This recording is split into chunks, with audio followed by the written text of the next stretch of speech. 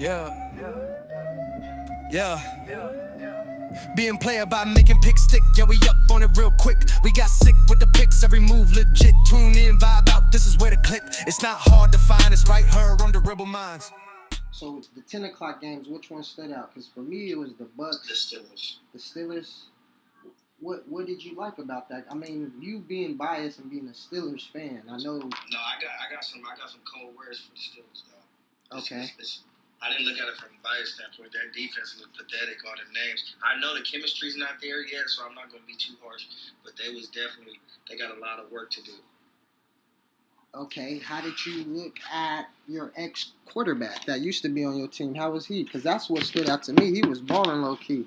Oh yeah, look, man. He came out tripping. You feel me? Like the nigga, he went 16 for 22, 218 yards and a touchdown, but he rushed.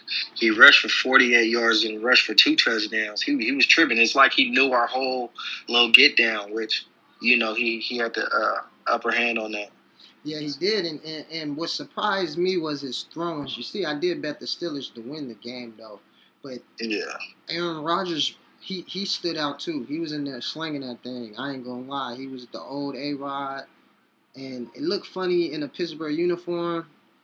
I don't know. They need to get him like a smaller helmet or something. Y'all helmets is just ugly as hell. He was tripping off the helmet, man. He wants to go back to the old one, but the league said no. Let me read you off his numbers: 22 for 30, 244, 4 and 41. He was 22 for 30 passing, 244 yards. He threw for 4 touchdowns, and he's 41 years old, man. Right. He was doing dog and shit. He was doing his thing out there, man. Got them youngsters looking. His first pass was to Ben Skoranek. This nigga plays special teams. You know what I'm saying? So he definitely showed up. He got them juiced over there. So let me give you an inside scoop.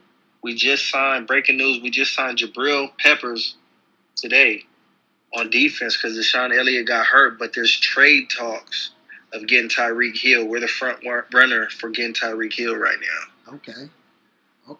Well, you know. Yeah, so the Steelers are all in.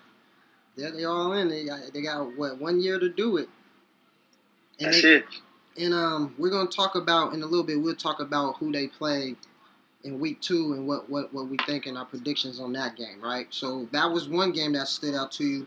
Is there any more 10 o'clock games? I believe what I was talking about was the Bucks in Atlanta. Right. Right. I like the quarterback, the second-year quarterback for Atlanta.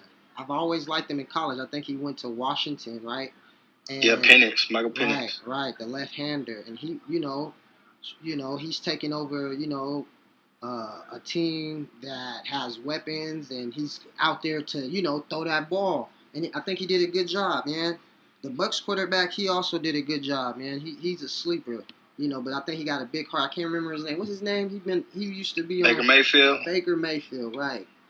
Hopefully we don't see no commercials of him, because when there's no commercials, that's when he be balling. But when he started making commercials, that part. Yeah.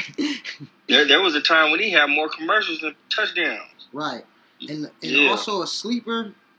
Somebody that I'm probably gonna ride with a lot picking this year is the running back for Atlanta, Robinson. I think I'm gonna pick him really on the receiving and rushings heavy this year. I see that they're gonna utilize him a lot. That was just one player that stuck out to me that was getting the ball like a mug. You got any take on that game? Yeah, I do. Not just Bijan Robinson is always one of the top fantasy running backs because he could do it all, right? But one person who really stood out, the wide receiver, the rookie out of Ohio, and Buka, the rookie out of Ohio State. Okay. On the other side of Mike Williams, he 2 touchdowns. He was balling like he's seasoned. Like he came in there looking seasoned. Yeah. And I just found out his resume. He's Ohio State's all-time leader in a lot of stuff. Like he's that guy over there. And Ohio State produced wide receiver legends, So right. Didn't the Harris Jr. go there? Yeah. Right, and he came into the league kind of like season 2, catching shit and just starting right to it. Right. So they that dude, he's gonna be special. He's serious. Right. He's definitely he's just somebody to keep an eye on. You know, keeping an eye. So we'll pivot into that. One team that I was kind of let down on was Miami, man. As you can see in this ticket right here, Miami kind of let me down. Like, not even to where it wasn't even a competitive game. And I really think Miami's quarterback is not. He's really like shaky out there, and to where everybody kind of feeds off of it. Then I heard watching the game that the receiver Tyreek Hill, he ain't a captain no more. He's frustrated over there. So looking forward, I look like they're gonna have a bumpy road. I don't see them polishing it out this year. I see it getting worse and worse for the Miami team. That's just my predictions moving forward. Lastly, on the 10 o'clock roster, I want to talk about is the Raiders and the Pats. Did you see any of that game? I caught pieces of it, and man, damn Geno, man. This dude Geno Smith, man, he definitely first couple years in the league, I was like, oh, he's a bust. He's gonna be a travel man, and then he did his thing in Seahawks, and I was like, is it gonna work in with the Raiders? This dude he's true. Geno's good, man. Brock Bowers is good. I believe he got hurt, if I'm not mistaken. Wish him a speedy recovery, and that defense, man. I really like the Raiders' defense. No, yeah. To piggyback on the Geno, yeah, he be balling. Geno remind me of like somebody I grew up playing with type, like his mindset. He always got that killer instinct no matter what team he was on, and this is a good fit. A lot of quarterbacks is running the ball. Even the white ones that's supposed to be throwing the ball, they taking off like, hell, I'm gone. Yeah. I'm gone. For sure. And moving towards the afternoon games, right? Yeah. Let's go with the Niners. Oh, yeah. Let's go with the Niners. That game was the afternoon shot. Christian McCaffrey looks like he's back. George Kittle got hurt. I wish him a speedy recovery, man. Moody, their kicker, I don't know what it is, bro, but he missed one, got blocked for one, and the man don't show no type of emotion. I don't want to speculate, say he working with the mob. You know what I'm saying? But the dude does not seem like he cares. I think this is his last little rodeo in the league. Yeah, the Moody. But yeah, I seen the Niners. I seen bits and pieces, and I didn't really see nothing stand out. But I didn't really watch it like that. Was it another game that you liked in the afternoon? No, can't think of one. Lions and Packers, and Packers look nice. I ain't gonna lie. I will say this. I don't know if it's because they lost their offensive coordinator, the Lions, or if that Green Bay defense is real. I think that defense is so they held Gibbs and Montgomery on 20 carries to 44 yards. Nah, but Green Bay, they look nice, man. They look cold. Yeah, they do. Oh yeah, Washington looked nice too. That's a ticket that I hit off of. Money line, and then I could have really bet. See, I alternated the under, but I could have really bet the real under and would have still hit. Let's move on to this Ravens game though. What you like in the Ravens game? I like this. I like the Ravens losing for one, but I really, with these two teams, man, it all comes down to who has the ball last and who makes less mistakes. And unfortunately, one of the top two running backs in the league, he fumbled the ball, and Josh Allen capitalized on it. Oh yeah, Derrick Henry did fumble the ball, huh? That's the only reason they lost. That's the only reason they lost. I forgot about that fumble too. Because they played a good game, man. They outplayed the Bills for sure. And like you said, the Bills capitalized on it. And like on my ticket, I had the under for Josh Allen running yards, and he actually went over. But because he took two knees at the end of the game, I believe, I was able to capitalize on the win. So, Josh Allen, in my eyes, is the B player pick of the day. You know what I'm saying? Because he's a B player too. I sent him a message and I let him know that too, man. Because we tight like that, me and Josh Allen. I think he knew I had his under, so I had to let him know. I appreciate that, big dog. For sure.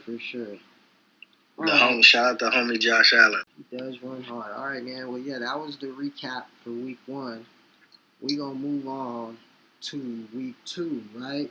And we want to see, the week 2 predictions and also the picks. Right.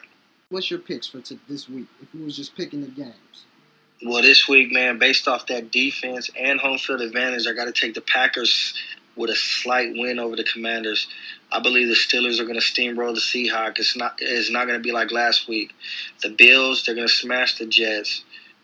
On an upset pick, I have the Jags over the Bengals. I have the Ravens over the Browns. And I believe Dak Prescott, I kid you not, Dak Prescott is going to have a monster game against the Giants. He's going to redeem himself from last week. He's going to have a monster game against the Giants.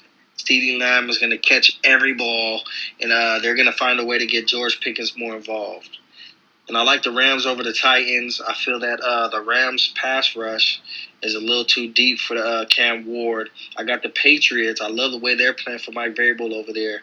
And their quarterback, I got him on fantasy. I got the 49ers over the Saints. I have the Lions redeeming themselves over the Bears. I got the Cardinals over the Panthers. I got the Vikings over the Falcons. And last but not least, I have the Chargers over the Raiders. I feel the Chargers are going to win that division. We'll see if you hit a couple. Let's see, I like, when I look at the games, I like to find the unique games. And what pointed out to me, what you said was that Jags and Bengals game, right? I think that's a real sleeper. I think that pick is a real sleeper, and that'll be one of my straight bets, right? With the underdog on that. I really wouldn't parlay that one. Another game that the Dolphins could capitalize, playing the Patriots. They could, being at home, capitalize off the bad loss they did in week 1. Steelers look like they can steal an easy win. That Rams and Titans game, I'll stay away from. Rams and Titans game, I probably would stay away from. Cowboys, I see they winning at home. That Packers and Washington game is going to be a good game. That's where you'll ride the player prop. The Bears and Lions game, I'll stay away from. Ravens, I see them winning. That Saints and Niners game, I'll stay away from. Broncos and Colts, I'll stay away from. Panthers and Cardinals, I'll stay away from. Another game is the Chiefs and the Eagles. That's going to be another game to where it's going to be real competitive, and you could player prop it real. You can live bet that game because I feel a lot of action being in that game too. Falcons and Vikings, likewise is that. There's going to be a lot of action in those games. Ball moving to a lot of receivers, a lot of running backs. That's just my prediction. Well, yeah, let's get into the sick picks of week 2. Hey, man, what's up? This sick with the picks. First off, I got Deebo Samuel, y'all. He seems like the more reliable target at the moment with Scary Terry coming back in the fold. So I got him with over 2.5 receptions. I got Jaden Daniels going over. Like I said, he hit last week, but over on the pass and rushing yards of 276.5. I got Jaden Reed over 42.5 receiving yards. Romeo Dobbs, longest reception, 19.5. I also have Zach Ertz over 14.5 receiving yards. And we got a free pick, y'all. Travis Kelce just needs 1 receiving yard. And that's the Thursday night game. And that's interesting that you say that because that actually says exactly what I said because you have Washington, Green Bay, Washington, right? And I told you that's going to be a big game with a lot of passing and a lot of receivers touching the ball. So that I look at that ticket, and that's going to be a good ticket to bet. That might be a winning ticket right there. Mm-hmm. Next, y'all, CD Lamb. We got CD Lamb going over 80.5 receiving yards. I see him getting that easy, y'all. We got Derrick Henry rushing over 94.5 yards. Nobody could stop that guy. DK Metcalf. Last week he had 83 or 84 yards. I see him getting in the end zone against his old team. Going crazy this game against his old team, y'all, this week. He just needs over 56.5 yards. Puka Nacua, man. He's a monster. Nobody could stop him. I see him going crazy against Tennessee, y'all. He just needs over 70.5 receiving yards. Or 78.5 receiving yards, excuse me. And then we also got a free pick. Travis Kelce just needs 1 yard. Oh yeah, so this is like some redemption ticket right here, real personal. I see CD Lamb, he's playing the rival Jets, got something to prove, chip on his shoulder. Derrick Henry, he just fumbled the ball and cost his team the first win of the season, so he got something to prove. Metcalf is playing his old team, just like Puka is playing his old team. So they all got a little something to prove, you know what I mean? It's a little personal, little chip on their shoulder ticket. I like that, you know what I'm saying? All right, this last ticket, y'all. We got Derrick Henry. He just needs 1 touchdown. I feel he's going to get in the end zone. And we got Aaron Rodgers, Red Goblin, passing over 1.5 touchdowns. DK Metcalf needs 1 touchdown. I feel he's going to get that. Also with the free pick, Travis Kelce, 1 yard. Did Metcalf get a touchdown game 1? No, he didn't. Okay, yeah, I see him getting a touchdown too, and that's gonna match up with the Aaron Rodgers and getting 2. And I do see Derrick Henry gonna get a touchdown. He gonna get him one for sure. Division rivalry, and he's pissed off about last week. Right. Don't be surprised if he rushes for over 200 yards. Hey man, this 6 picks, week 2. Let's get paid and let's get laid. Being player by making picks stick. Yeah, we up on it real quick. We got sick with the picks. Every move legit. Tune in, vibe out. This is where to click. It's not hard to find. It's right here on Durable Minds. It's not hard to find. It's right here on Durable Minds.